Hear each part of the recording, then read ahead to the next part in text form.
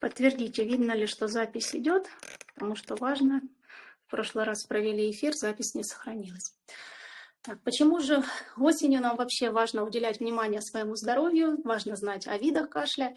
Именно потому, что в этот период у нас самое сильное тело, и если наше тело сейчас не сильное, мы должны как минимум знать, как его лечить. И еще также подскажем, если тело сильное, то какие еще мероприятия можно сделать, вот как раз про то, что мы говорили, о чем мы говорили в прошлом эфире. Существует в аюрведе, как вы знаете, несколько конституций, вата, пита, капха. Мы все разные, все со своими особенностями, и лечить всех одинаково нельзя.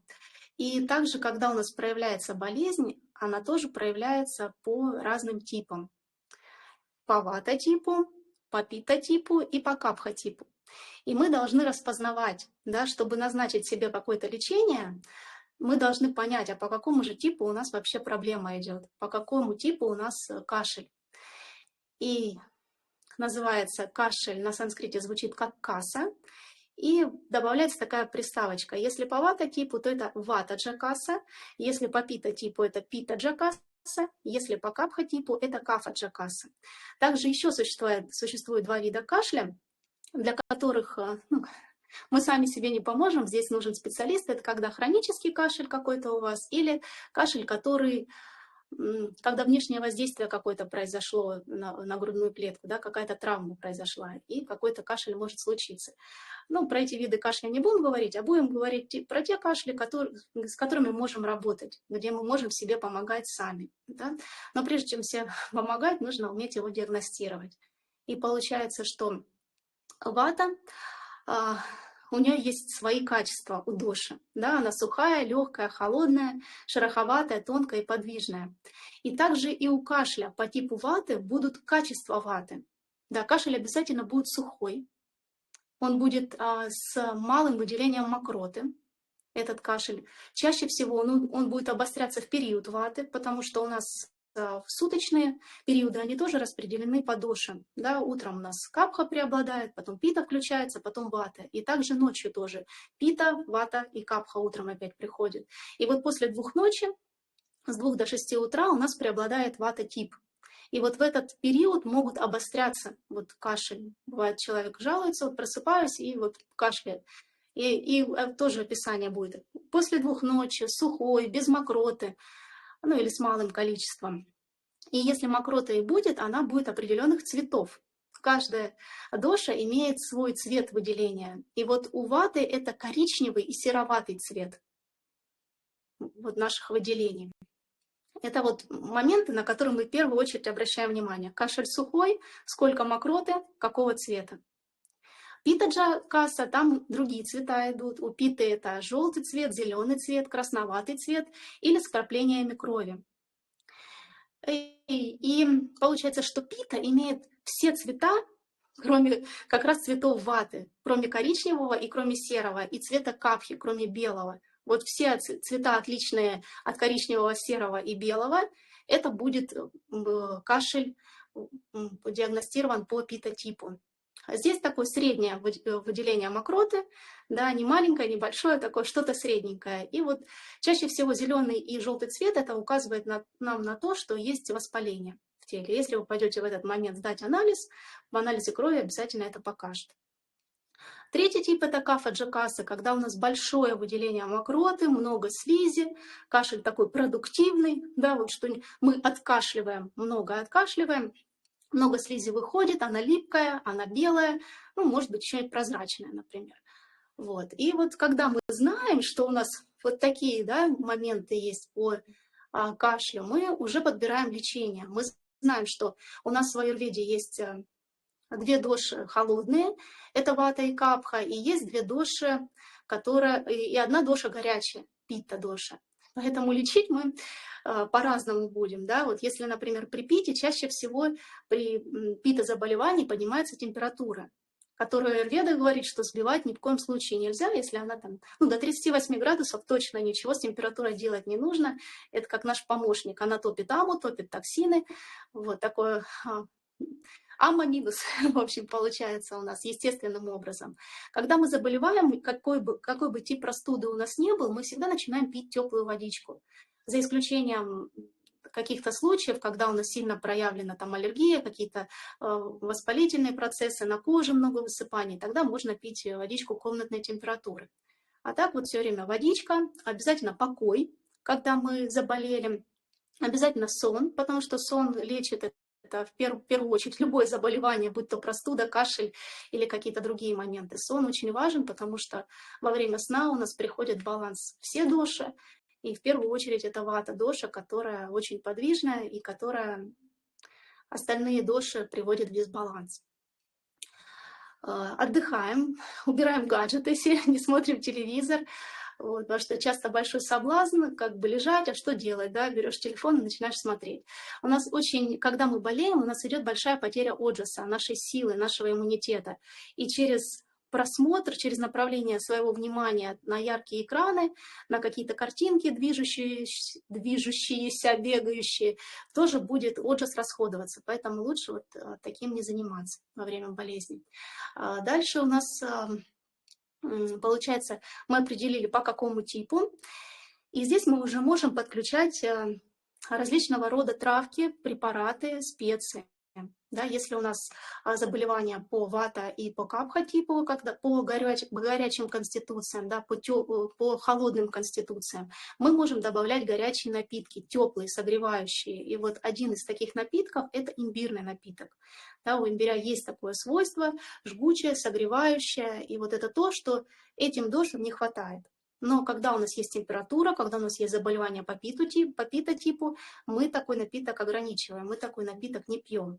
Когда у нас заболевание по пита-типу происходит, мы используем другого вида напитки, например, напиток из кориандра, напиток из фенхеля, напиток из зиры. Да, можно делать напиток из каждой этой специи, да, отдельно, или же смешивать в равных пропорциях эти специи и делать смесь. Делать смесь и вот эту смесь заваривать. Подходит любой из этих вариантов. Также очень хорошая корень, ну, солодка получается. Когда мы ее используем, считается, что она балансирует у нас в основном две доши – вату и питу. Но также ее качество влияет и на капху тоже, потому что способствует движению лимфы. А это как раз та зона, та ответственность доши капхи. Вот, поэтому при любом заболевании можно начать понемножечку пить солодку. Можно пить сорбенты, например, тоже после солодки, после того, как мы утром встали, натощак солодочку выпили, заварив ее 1 чайную ложечку на 200 или 250 мл воды, дали настоять 10-15 минуточек, и потом в теплом виде мы это выпили. Вот, через 20, 30, 40 минут можно выпить сорбент. Не обязательно, но можно. Вот, это будет способствовать очищению, потому что аюрведа говорит, любое заболевание чаще всего связано именно с токсинами в теле. Потому что если тело очищено от загрязнений, да, оно болеет меньше.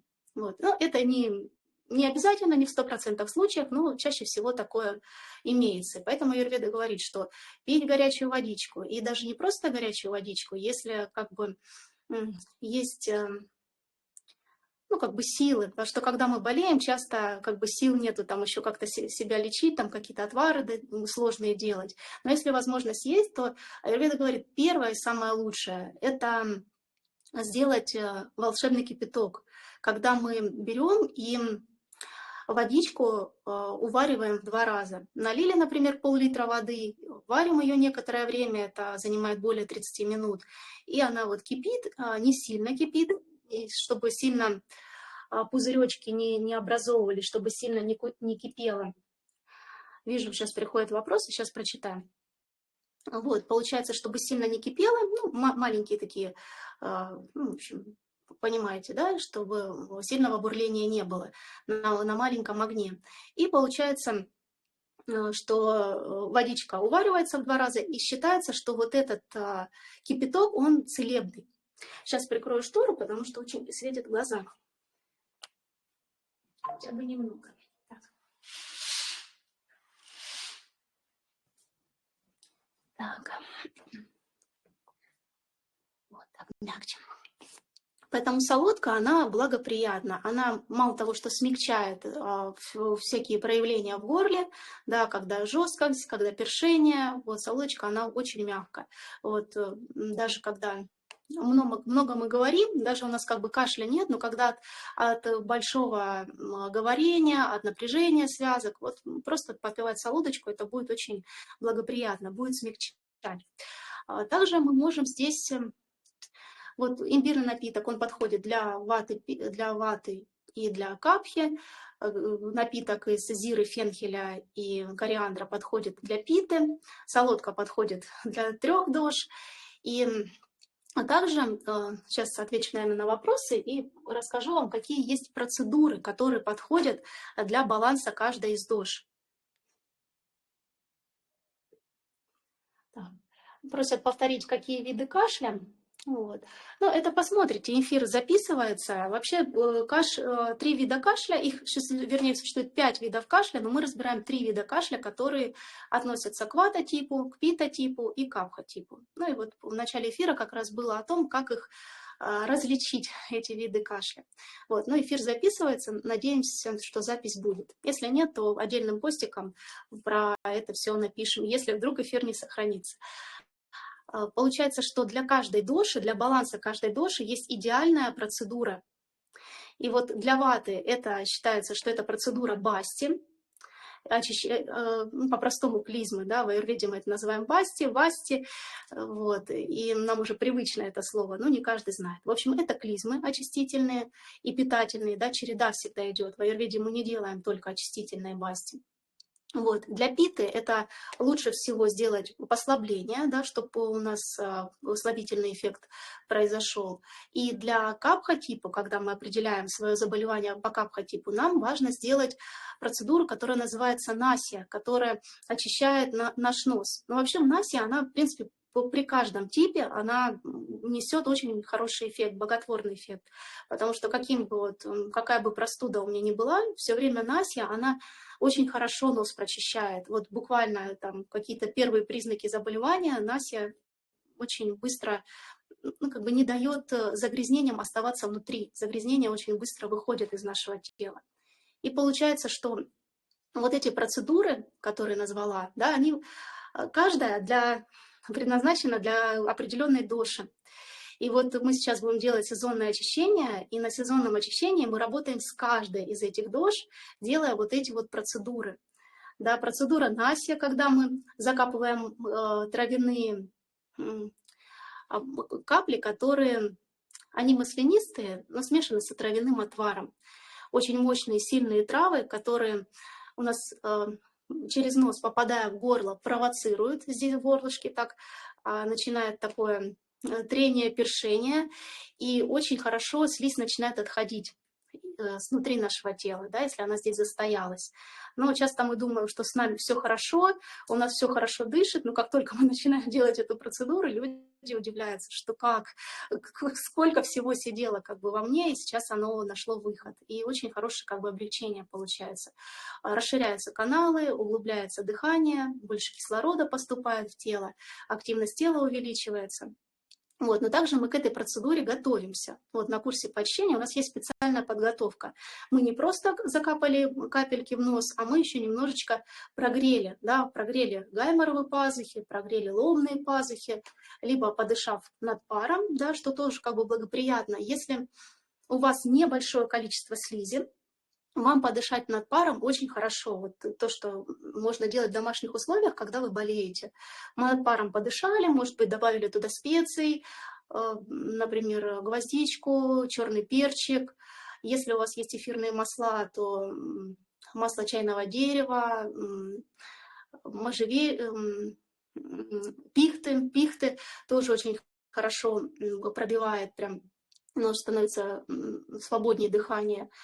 И получается, что когда мало мокроты, это благоприятно. И когда прогревание тоже нужно смотреть, чтобы не было воспаления, потому что воспаление мы не греем. Вот когда по типу ваты мы себя четко диагностировали, малое количество мокроты, серый коричневый цвет выделений и, например, обострение, да, периоды ваты. Мы поняли, да, по вате. Греть можно, над паром именно.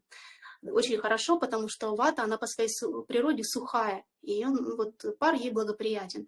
Если мы себя диагностируем по типу капхи, когда у нас много мокроты, когда она белая, липкая, а пар, он поможет, да. Но так как капха, она еще по своей природе имеет тоже влажную природу, маслянистую, лучше как бы этого не делать. Лучше, когда у вас по типу капхи вы диагностируете себя, лучше прогреть мешочком, сухим чем-то, чтобы вот это прогревание осталось, а влажный вот этот компонент, он ушел, он нам как бы не нужен здесь. Получается, мы прогреваем на сковородочке либо гречку, либо соль, либо специи можно прогревать, либо на другую какую-то крупу. Но вот гречка очень хорошо, потому что у нее свойства еще плюс ко всему согревающие. Она сухая, согревающая, а слизь она по своей природе холодная. Холодная, неподвижная, липкая, стоячая, в общем, не динамичная природа. И вот гречка самый лучший вариант, самый простой. Подогрели на сковородочке в кусочек ткани или в носочек старый, насыпали, и прям хорошо вот здесь по щечкам прошли, в области межбровья, хорошо. И потом только вы закапываете капли. Вот, на курсе по очищению мы делаем 7 дней эту процедуру с прогрессом, как бы с увеличением капель, потому что чем больше капель, тем лучший эффект получается. Вот, это такая процедура, которую вы тоже можете делать дома, легко, вот в зависимости, если правильно диагностику делаете, просто используете либо пар, либо прогревание с помощью мешочков. Потому что если масло просто будем капать, эффект будет ниже. Вообще эта процедура считается ежедневной, которая входит в диначарию, режим дня по аюрведе. Да, мы ее каждый день делаем. Вот. Когда вот заболеваем, мы, если до этого не делали, забывали каждый день, то вот болезнь, она нам подсказывает, что это именно, чтобы мы позаботились о своем теле, чтобы направили внимание на его очищение. Вот, мы это делаем 2 раза в год, стараемся, чтобы тело поддерживать здравие, чтобы оно не болело, да, чтобы вот эти все методы, все вот эти способы, которые я вам рассказала, чтобы они нам не понадобились, да, чтобы мы во время того момента, когда у нас тело сильное, или, например, весной, когда тело может быть не очень сильное, но у нас капха переполнения идет, нам важно с ней поработать, не оставить ее так на изливание. Если мы ее так оставим, то она будет, просто мы заболеем, и таким способом тело почистится. Вот. И получается сейчас сильное тело, и есть ресурс, и мы просто себе подчищаем, даем свободу своему организму. И после того, как мы освободились с помощью различных процедур, процедуры Наси, процедуры слабительной, когда мы употребляем специальные травы, которые дают послабляющий эффект, но перед тем, как принять эти травы, мы еще тело готовим. Мы его промасливаем изнутри и снаружи, доставая токсины, потому что токсины имеют жирорастворимую природу. Да, просто там попить водички или просто выпить слабительное, эффект будет очень низкий, потому что мы не собираем токсины предварительно, которые сидят далеко глубже, чем пройдет, например, вот наше средство, наши травки, да, по нашему желудочно-кишечному тракту пройдут, но этого недостаточно. Нам нужно предварительно, во-первых, размягчить эти токсины, чтобы мягкое тело стало. Поэтому мы прогреваемся, мы промасливаемся. Вот самое лучшее, что, наверное, есть в аюрведе, и нигде такого нет, это когда мы принимаем масло вовнутрь. Масло у нас с горечами, и эти горечи, они благоприятно действуют на вывод токсинов. Когда масло попадает в ткани, масло как проводник их туда ведет, и потом получается, что вот эта горечь, которая в этом масле, масло сварено, да, много-много часов оно варится в травах, и получается вот эти масло, оно уже принимает все свойства трав, оно уже содержит в себе в основном горечи. И эти горечи, они Клетки не любят горечи, вообще никто не любит горечи. И мы даже, если с нами что-то происходит горькое, мы это не говорим там, Господи, благодарю, да, мы все равно как бы напрягаемся, и там даже многие задают вопрос, а зачем там мне это, за что мне это. Вот, также и когда мы что-то горькое на вкус пробуем, телу тоже это не нравится, тело хочет от этого избавиться, выплюнуть. Вот, и получается, что когда в нашей клеточке тоже попадает горечь, масло как бы приносит эту горечь, а клетки говорят, нет, забери это. Вот. И получается, масло захватывает токсины, и на горький вкус происходит отторжение.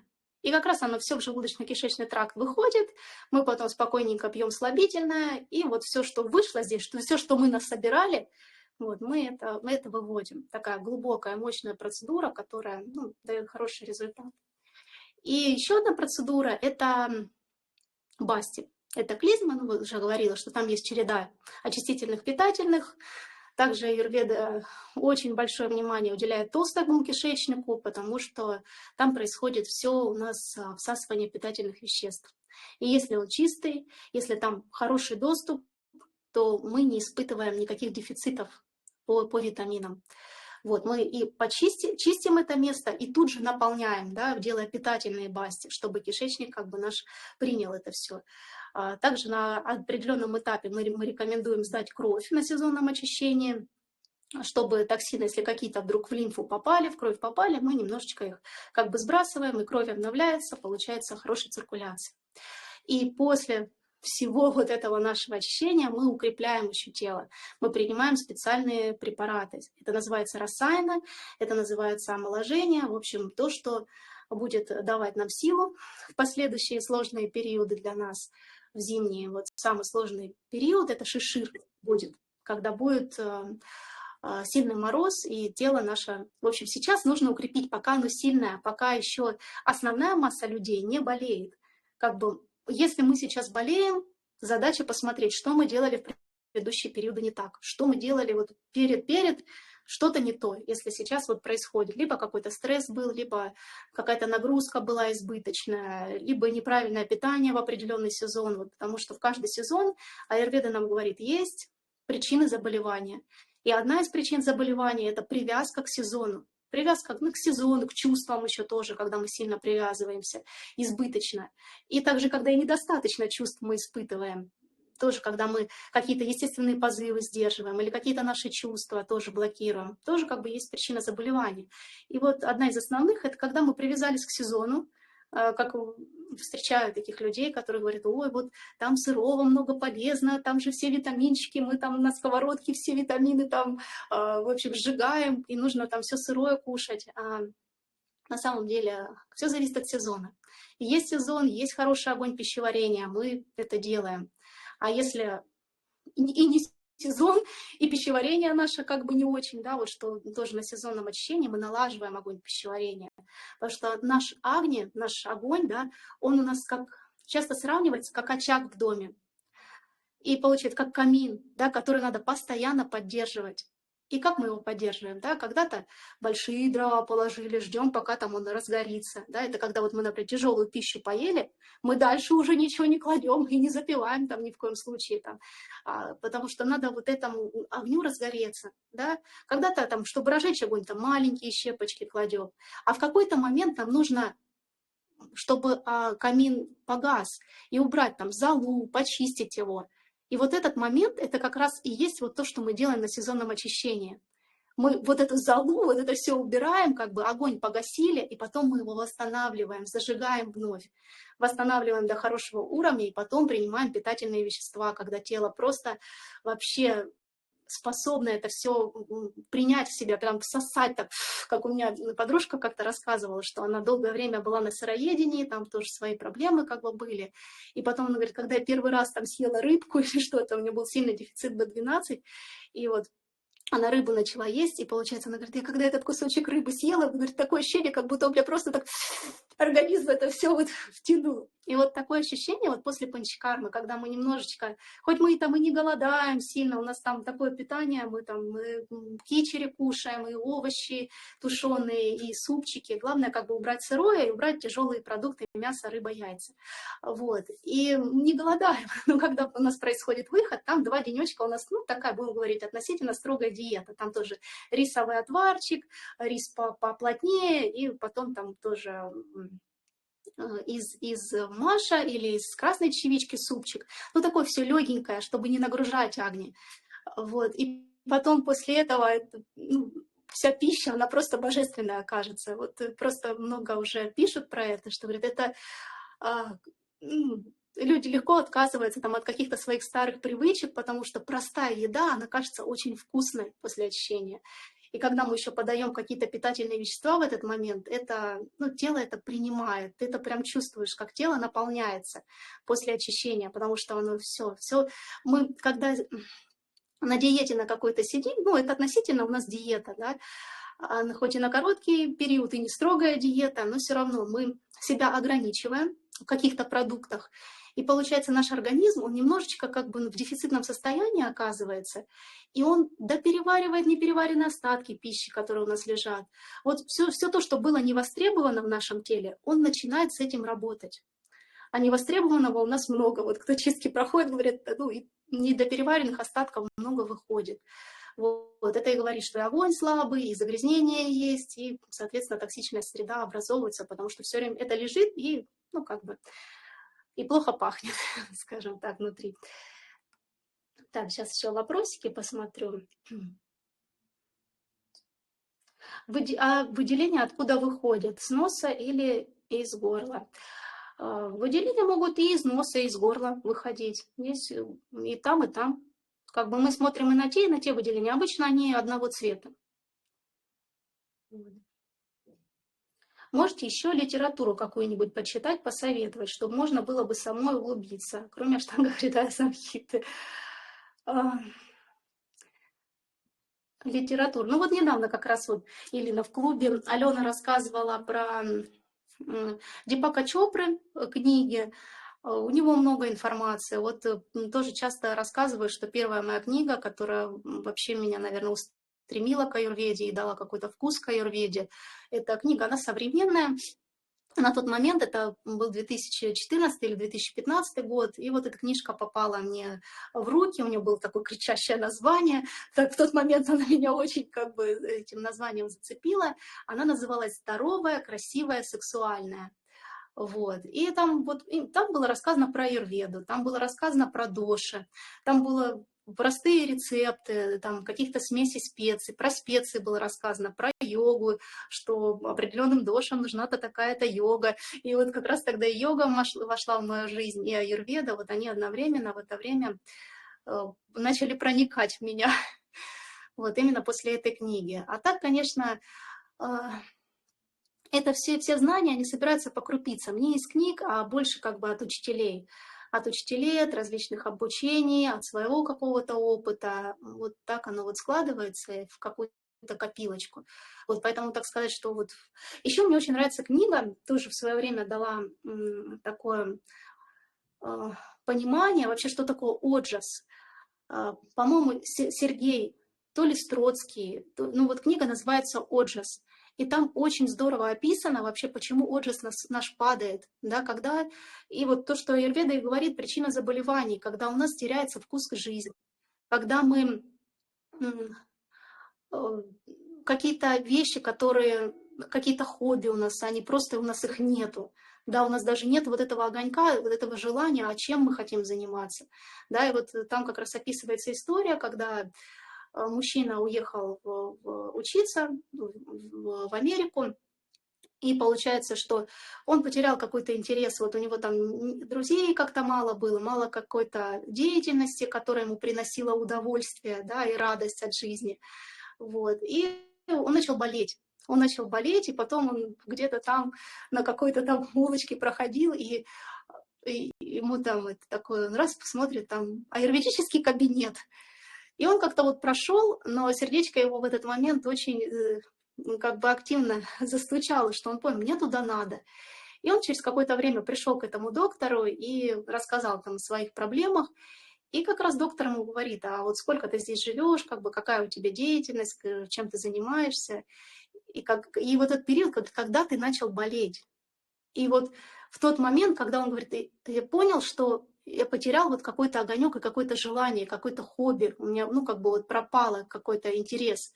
И вот когда вот эта вот вещь пропадает у нас внутри, как бы у нас происходит истощение, упадок иммунитета, вот этого всего, и происходит заболевание. Вот эта книга тоже очень такое впечатление на меня произвела. Поэтому книжечки тоже мы напишем под постиком, как называется. Я найду автора. Эта книжка, она вот в электронном виде. Кстати, бумажного я не нашла, потому что очень хотела эту книгу, чтобы она у меня была в бумажном виде, чтобы ее перечитывать. Она действительно такая, отклик нашла в моей душе. И не нашла. Она читала ее в электронном виде на Литрес. Так что вот можно будет найти там книжка. Аштанга просто у меня есть, читаю, очень нравится. Да, Аштангу нужно много раз перечитывать, регулярно, постоянно, и каждый раз вот что-то новенькое открывается. Скажите, есть ли еще вопросы какие-то? Готова отвечать? Напишите, пожалуйста.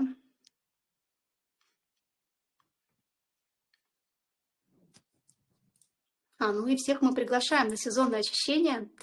Вот, к нам чтобы почистить тело, чтобы потом его восстановить, и чтобы последующие периоды прожить здраво, чтобы противостоять стихиям, которые у нас будут довольно сложные. Когда придет вата-тип, вот кто находится в северном полушарии, в Москве, Московская область, и здесь близлежащие места, скажем так, по Европе, тоже похожие стихии.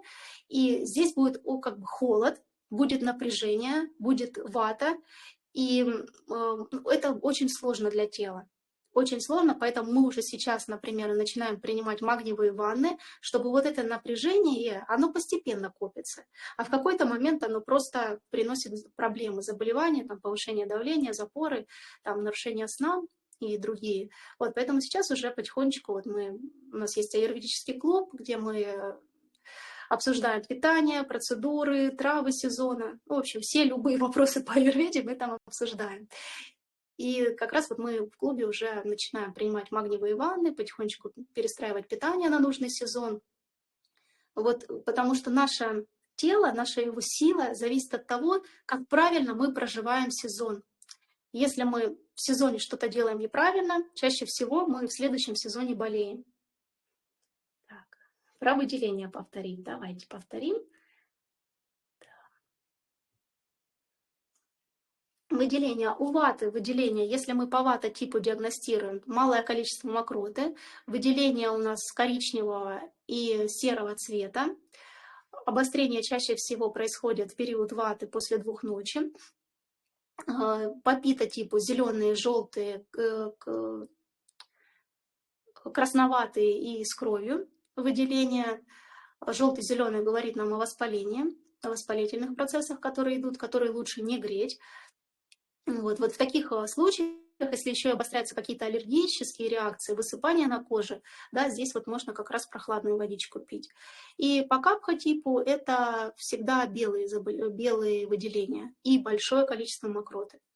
Вот, и липкая она. Вот капха, она вообще вот липкая очень сильно. Еще могут прозрачные во время капки выходить, так вот каналы чистятся. Обычно, если там какими-то практиками начинаете заниматься, там дыхательными или просто там йогой упражнения делать, когда каналы начинают очищаться, слизь как бы может выходить. Вы можете не болеть, но каналы чистятся, и вот эта капха лишняя, она выходит. Они вот как раз могут прозрачные быть, белые, липкие. Вот очищение тела так идет, когда огонь в теле и циркуляция в теле повышается.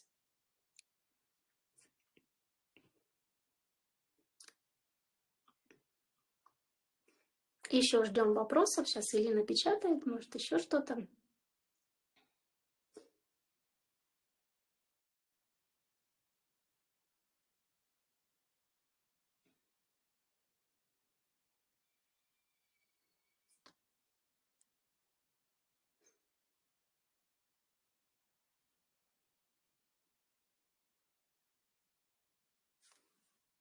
Также можете писать темы, идеи для дальнейших эфиров. Тоже готовы проводить, делиться. Вот видим, что интерес есть. Вот уже второй эфир проводим здесь в Телеграм. И участники активные есть. И когда эфир не сохранился, тоже многие написали в личные сообщения: так, а где же запись эфира? Вот, потому что прошлый эфир не удалось сохранить. Там мы говорили про осенние заболевания. Тоже, ну, похожий эфир был. Про виды кашля просто не успели сказать. Там было много вопросов, и мы целый час проговорили только про вопросы в основном.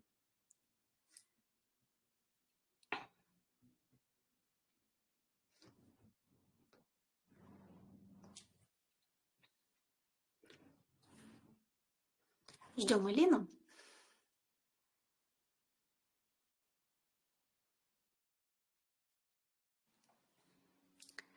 Вопрос. А во время чистки, пока забываю, как называется процедура, с утра, когда масло полоскаю, слизь выходит белого цвета. Это капха или вид выделения определяется только во время заболевания?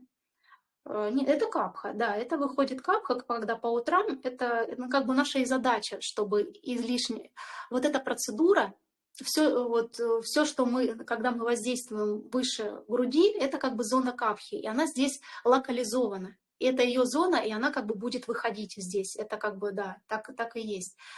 Получается, доши, они могут в другие зоны переходить, но это как раз уже стадия заболевания, там 3-я, 4-я, когда уже доши мигрируют, да, из места своего пребывания, они сначала как бы возбуждаются там, потом начинают как бы распространяться, а потом оседают там, где им не нужно оседать. Также как бы и амотоксины тоже, вот там, например, заболевания суставов, да, когда у нас происходит, просто вот от того, что загрязнения, как бы доши пошли как бы не туда. Вот. Ну, в слабые места просто осели и начинают как бы болезненные ощущения здесь быть. Вот, поэтому мы и делаем как бы режим дня, да, у нас диночария, мы нос закапали, маслом рот пополоскали. Вот на очищение мы будем делать немножко по-другому. Это у нас как ежедневная процедура, получается процедура закапывания капель и полоскания маслом во рту, это кавала граха называется.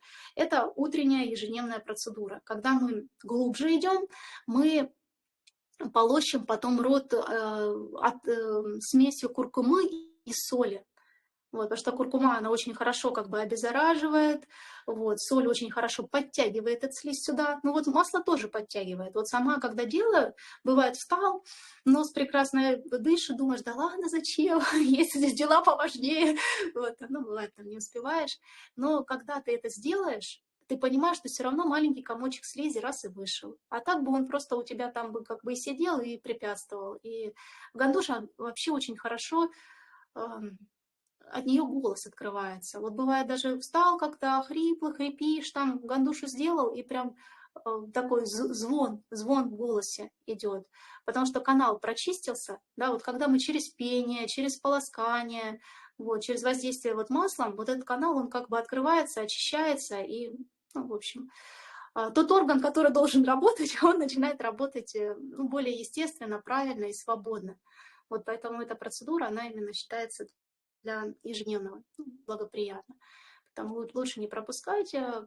Вот прямо сейчас можете после эфира заказать себе масло анутайлом или масло шатбинду, тоже подходит для этих целей. Также подходит и масло итханвантаром, и кунжутное масло, и ги. Можно, ну, самое простое, мы можем даже смазывать просто мизинчиком. Вообще в источниках как написано? Ну, сейчас мы просто там покупаем пузыречек маленький и по 2 капельки там капаем. Да? А раньше в источниках как? Они опускали просто 2 фаланги как бы пальца в масло, и вот сколько стекло, да, вот это как бы и была наша доза. Как бы вот эти 2 капельки так измерялись, именно вот помещением пальца в масло. Еще дополнение. У меня куркумой с солью вообще не выходит ничего, слизь. А с маслом прям полстакана слизи выходит. Круто. Ну, может быть, еще почему? Потому что хотя рассказывала вам про прогревание, по-моему, вы, наверное, с прогреванием делаете. Вот. Вообще, может быть, из-за того, что прогревание не делаете, сначала было предположение, но если греете и масло так работает, ну, хорошо, значит, тогда масло благоприятней. благоприятнее. Можно чередовать, можно день так поделать, день с маслом. Вот, и то делать не надо, а вот череда можно чередовать. В любом случае, куркума, она еще чем хороша. Масло тоже, если вы используете не просто там, кокосовое или кунжутное, а вот это масло аримидади, которое для этих целей предназначено, тоже со специальными травами, которые помогают очищать полость рта от различных бактерий. Хотя кокосовое масло тоже такими свойствами обладает, у него монолауриновая кислота содержится, которая как раз антисептическим действием обладает. Ну вот и куркума, она также, да, потому что если вы там проходите какие-то диагностики, вот, например, есть такая диагностика Аберон, на которой можно увидеть там каких-то паразитов в там теле, и также часто у нас, например, там кандида во рту бывает, а мы просто не знаем, ну мы с этим ничего не делаем, мы просто там полоскали рот водичкой и все. Вот, а на самом деле это требует как бы ухода, да, можно там и серебро покупать, да, там подсеребренную водичку как бы использовать, можно и нимом полоскать, и куркумой. Поэтому вариантов как бы много разных есть, которые благоприятны и очень полезны для профилактики, да, чтобы, в общем, микробы не распространялись. Вот, поэтому если вот специальные масла, они тоже как бы таким эффектом обладают. Вот, кокосовое масло обладает, кунжутное меньше, оно просто собирает, ну, как бы частички как бы бактерий, они похожую природу имеют, и частички масла, они как бы захватывают эти клеточки, как бы и выводят. Но если мы еще и с каким-то свойством как бы возьмем, да, средство, ну, вот с прямым свойством, вот ним, он, ну, вот прям сильнейший антисептик, и мы будем вот этим полоскать, конечно, эффект будет сильнее, и куркума также. Вот. Ну, а соль как бы на подтягивание работает. Вот, поэтому чередовать очень, очень хорошо именно, чтобы разные проблемы как бы решить. Так, скажите, есть ли еще вопросы? Так, вижу, 2 человека печатают, значит, пока не отключаемся. Вот, эту процедуру, ее в зависимости от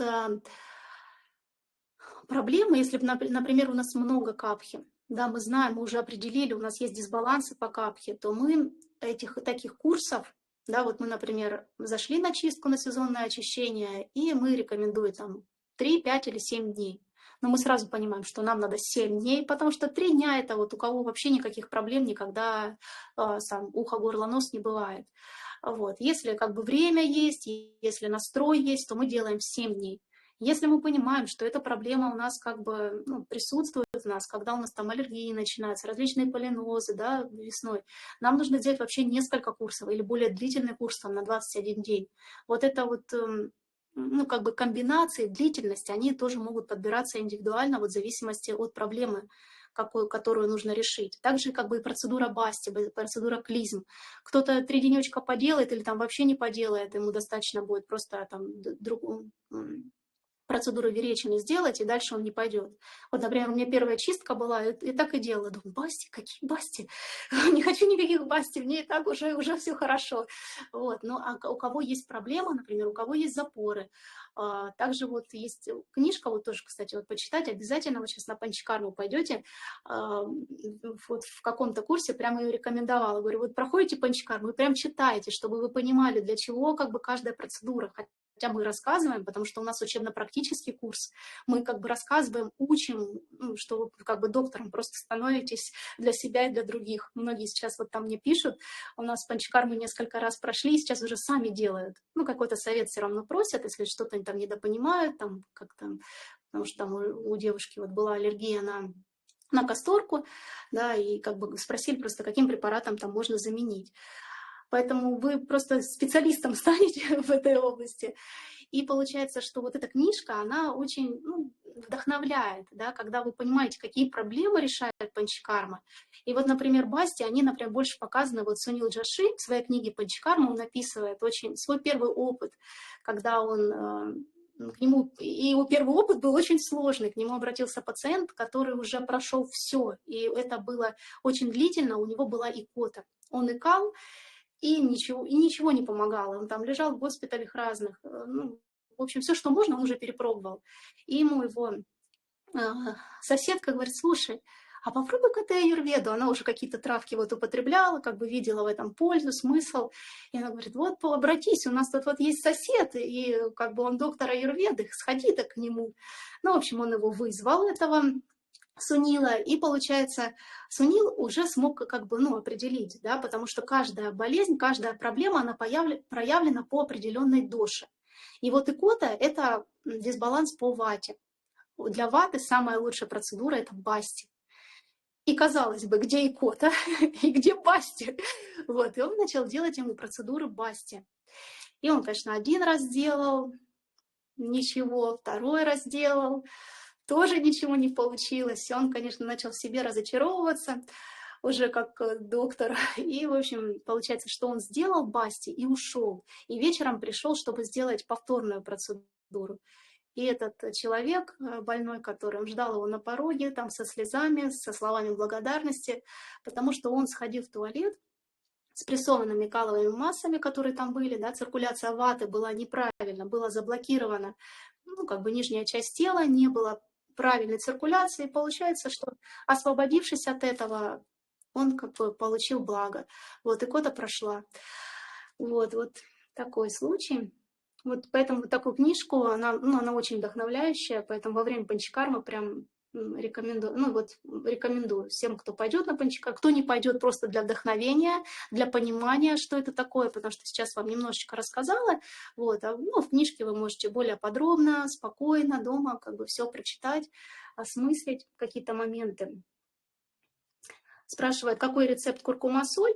Рецепт простой. Пол чайной ложечки куркумы, пол чайной ложечки соли на стакан воды тепленькой. Размешиваете и полощите. Полощите, голову запрокидываете так, ну, в общем, там, чтобы в горлышко хорошо все стимулировало, и потом сплевываете. Старайтесь так покашлять, отхаркивающими движениями выводить слизь, как бы. Вот и так вот, пока весь стаканчик не кончится, вы так полощите, выплевываете, отхаркиваете, и лишнее обычно выходит.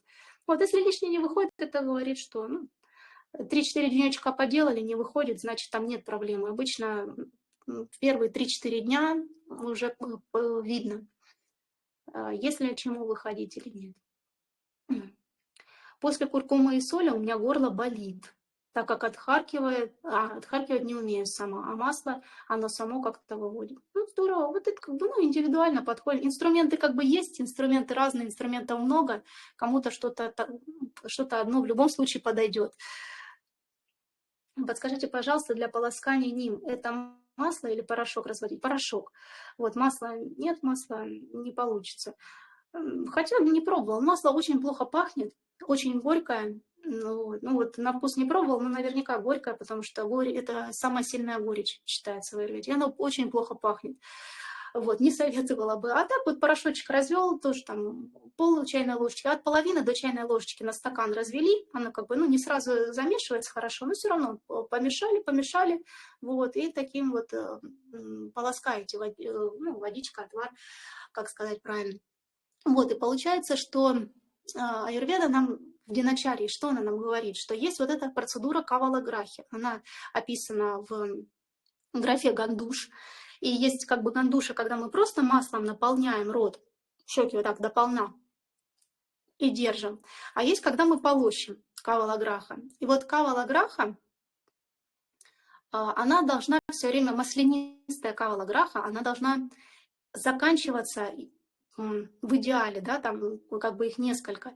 Получается, после маслянистой идет полоскание отваром, после полоскания отваром идет полоскание вот тем волшебным кипяточком, про который вам говорила, да, когда мы в 2 раза увариваем воду. Вот. И вот этим мы как бы заканчиваем. Понятно, что можно отвар, например, пропустить, как вариант. Но все мы после масла утреннего всегда полоскаем рот, потом водичкой. Пусть не волшебным кипятком, да. Это идеальный вариант, это как описаны источники. Но мы горячей водой обязательно должны это прополоскать и выплюнуть. Еще хороший вариант, когда мы тоже в режим дня, ну, в источниках не описано, но от учителя очень как бы благая весть пришла.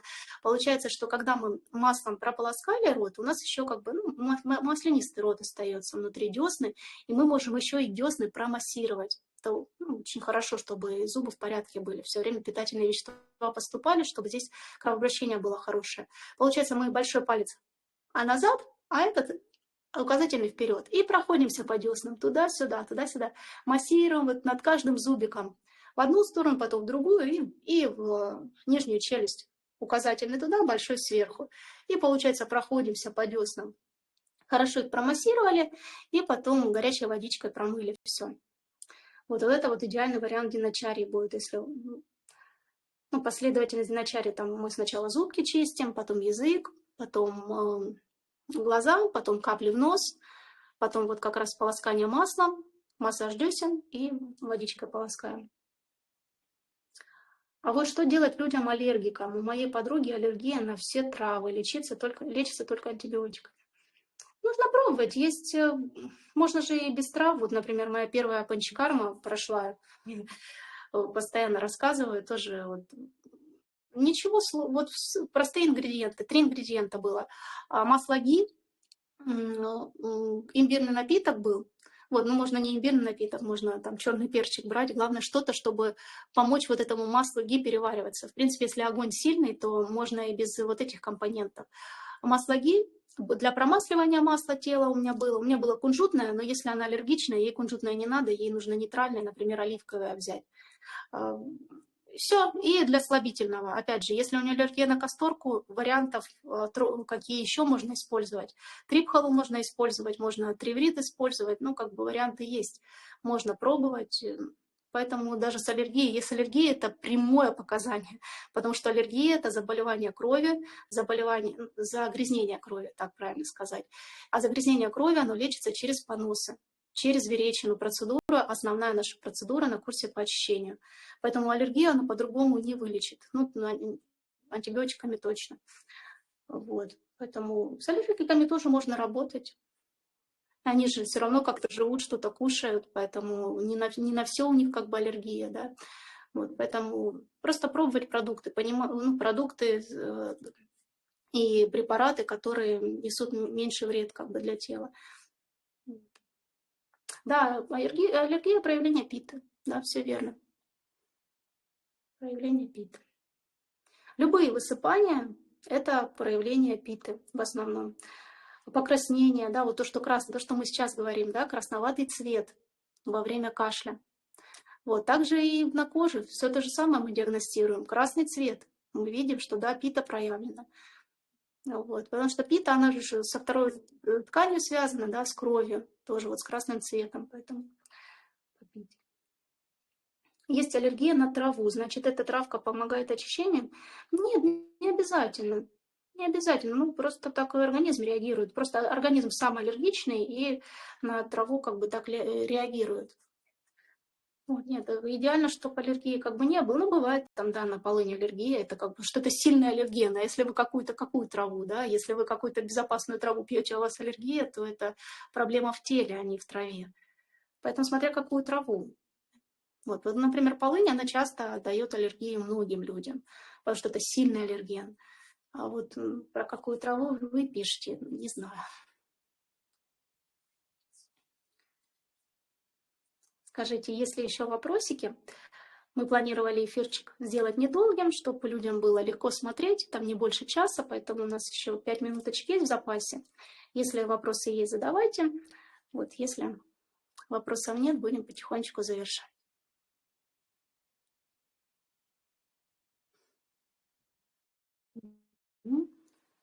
Да, пожалуйста, пожалуйста, присоединяйтесь. Всем рады. Так, ну вижу, вопросов нет. Если вопросы есть, какие-то предложения по эфирам, то можно вот как раз под этим постиком в комментариях, там же, где вопросики были, можете писать.